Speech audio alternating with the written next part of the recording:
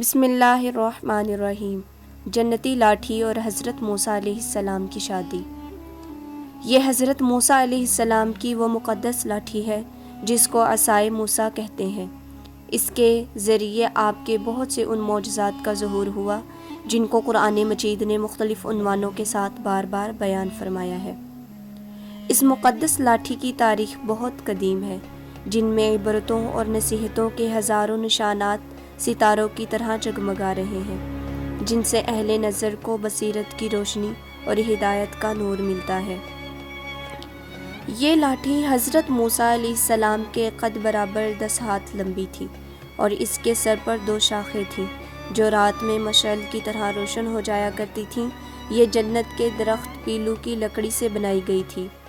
اور اس کو حضرت آدم علیہ السلام بہشت سے اپنے ساتھ لائے تھے۔ حضرت آدم علیہ السلام کے ساتھ عود یعنی خوشبودار لکڑی، حضرت موسیٰ علیہ السلام کا عصا جو عزت والی پیلو کی لکڑی کا تھا، انجیر کی پتیاں، حجر اسود جو مکہ معظمہ میں ہے، اور نبی معظم حضرت سلیمان علیہ السلام کی انگوٹھی، یہ 5 چیزیں جنت سے اتاری گئی۔ حضرت آدم علیہ السلام کے بعد یہ مقدس عصا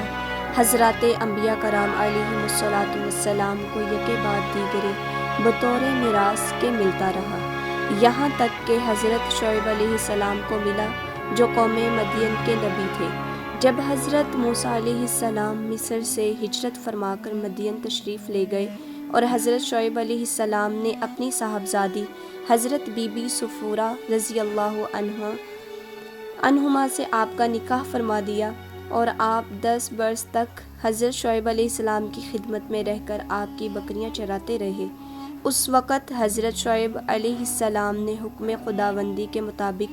آپ کو یہ مقدس عصا عطا فرمایا۔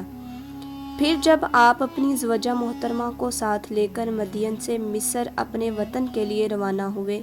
اور وادی مقدس مقام طویٰ میں پہنچے تو اللہ تعالیٰ نے اپنی تجلی سے آپ کو سرفراز فرما کر منصب رسالت کے شرف سے سربلند فرمایا۔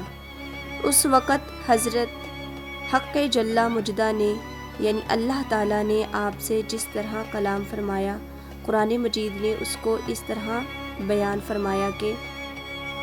اور یہ تیرے داہنے ہاتھ میں کیا ہے؟ اے موسیٰ، عرض کی یہ میرا عصا ہے،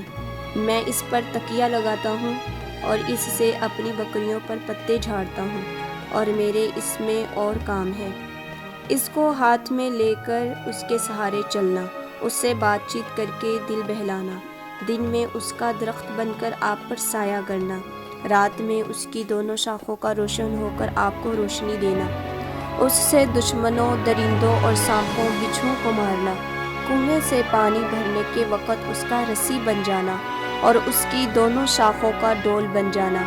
بوقت ضرورت اس کا درخت بن کر حسب خواہش پھل دینا،